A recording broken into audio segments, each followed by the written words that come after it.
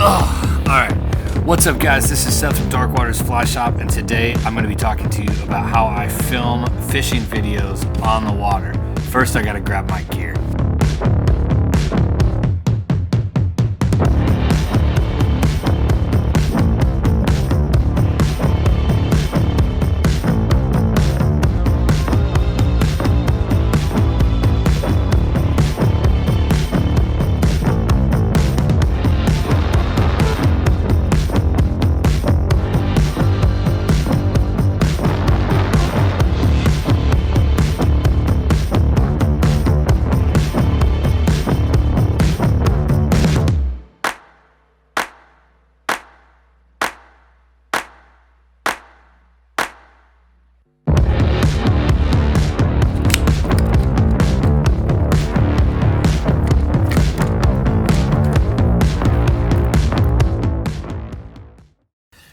Alright, that is a lot of gear. Let me go ahead and explain to you how and why I use this stuff. I don't always use it in every shoot, but I do bring a lot of it with me.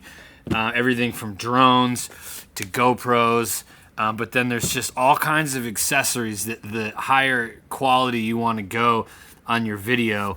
It's just going to be more stuff that you got to bring, but I'm going to show you some cool ways why I pack it, how I pack it and stuff too. By the way, the video that I'm shooting, or the camera that I'm shooting this on, is my primary camera. So that is a Sony A6400, and then I've got a monitor on screen as well so that I can see what I'm doing here, make sure that everything's in frame and being shot correctly. So let's get into it. First things first, it's really important to note that if you want to get into higher quality videos and making fishing videos, there are some ways that you can set it up where you're still going to be the person fishing in the video, but in most cases you're going to either be the person fishing or you're going to be the person making the video. It's just really important to know. And if you go back in my YouTube channel and you watch as the quality went up on the videos that I'm making, and by all means, I'm not like a total expert at this. There's people that are way better at it than I am. But I will say that as I've been learning, you'll be able to see a transition that took place where I went from being the one in all the videos that was catching the fish to people like my buddy Corey or Dylan or different people that I take on guided trips. They're the ones now that are catching the fish because I'm the one holding the camera. And so not in all cases are you going to be the person catching the fish as this takes place. However, there are a few simple ways as you start getting into trying to make higher quality video that you will be able to capture yourself catching fish. The first one, and probably the most common one, is going to be action cams. I use GoPro. I've had a couple different GoPros in my life. I had the first edition GoPro action cameras. This is the Hero 7 Black. I love this GoPro. This is a super good one. I've researched the newer ones and the 8s. I don't have a reason to upgrade to the 8s, but the Hero 7 Black is awesome. The reason why action cams, and all action cams for that matter, are really good is because you can mount them anywhere. This is on a head mount, and so I can take this. It has a wide field of view, which you can also make more narrow. Some people complain because they're like, oh, they're always this fisheye lens.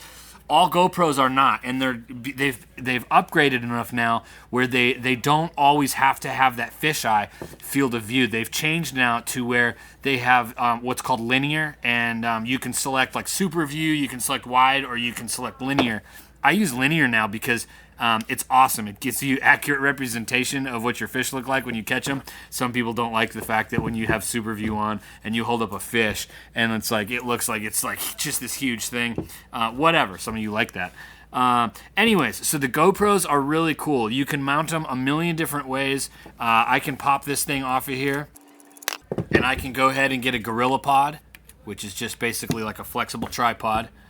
And now I can take this and I can get third-person view shots where like I grab this and I can put it around the trunk of a tree, you know, or something like that. I can take it and I can set it up on the shoreline.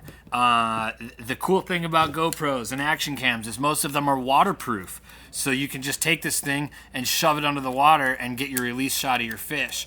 One more cool accessory that I'll show you when it comes to action cams is this port.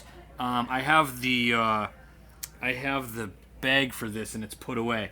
This is a simple selfie stick, stretches out, goes back down. My GoPro will go right into the back compartment on this.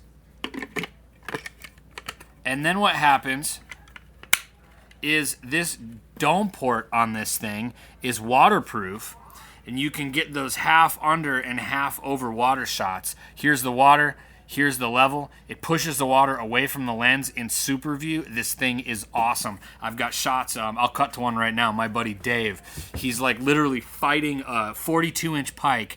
I jump out in front of him as it's getting closer to him, and the pike literally swims right past the lens, and it was such a cool shot. As he released the fish, it jumps out of his arms, it goes into the water. I've got shots of him holding the fish underwater, and he's above it. Now, brings me to the limitation of action cams. The video quality is only going to be so good. So, you're talking about, they do 4K video, but technically like the bit rate of the video and different things like that, I'm not going to get into it.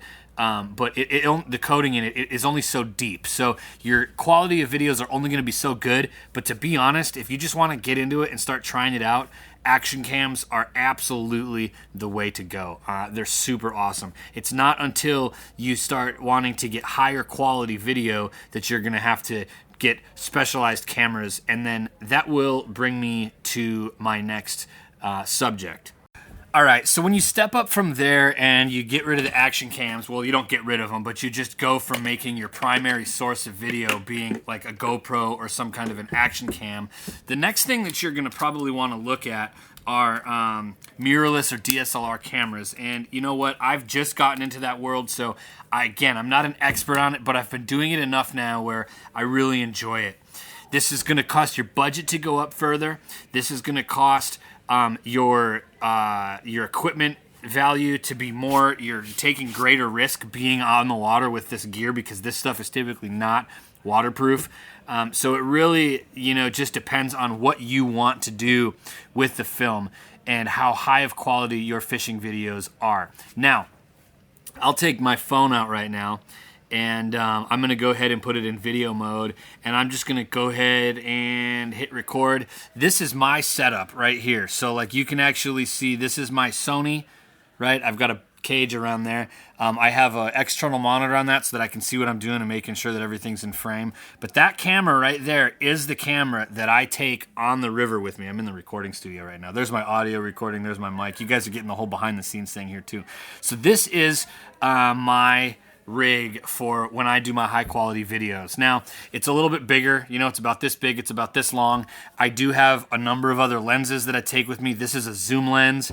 This is also a smaller zoom lens. I'm not going to get into all of the ins and outs of different lenses and aperture and depth of field and all those kinds of things because honestly, I'm not an expert. You can go and find a bunch of other videos from people online that do those types of things. However, that's the realm that you go into. Now you're talking about higher end video software. I use Adobe Premiere Pro for my video software. Now you're talking about stabilizers.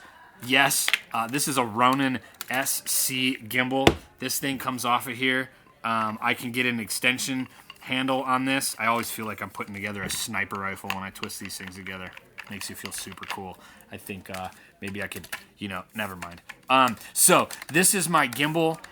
This thing breaks down, and this is a built-in stabilizer for my camera. So when I turn this on, my camera will click into there. That's how I get those super smooth rolling shots when people are casting or there's different things happening on the water. My favorite shot this year was of a brook trout that was that we released, and it just started swimming like right next to us. Super cool shot. I wouldn't have been able to get that smooth panning shot without this gimbal in my hand. So just some stuff for you guys to be aware of. The cost does go up though. This gimbal runs about $500. My camera, just the body, ran about $800 or $900, and then you're talking anywhere from $100 to $500 for like intermediate lenses. Those aren't even really the best lenses. Then you start talking about ND filters, which are going to help you get better exposure and better shots. So I know it's a rabbit hole, but I wanted to be able to let you guys know how I do that video. Now, for under $4 or $5 grand, you could be set up with a killer video rig. You get a couple action cams, right? You got your regular like mirrorless camera. My camera is the Sony A6400. And then you can start getting into things like drones. And this is probably some of the most fun that I've had is shooting with drones. They make them super packable. Check this out. This is a DJI Mavic Air. And this thing is literally, once I can break it down properly, this thing is literally almost the same size as my cell phone. That's it right there. The only other thing that this thing comes with is the remote, which is also super packable. Your cell phone will pop right into this. And so when I'm flying my drone, I'm doing it with my cell phone, just like that. And that's it right there. This thing collapses down. Your phone pops out. The joysticks pop out and pinch into here. So when you take this drone and you take it down, it's got a carrying case that it comes with. It's in my box over there.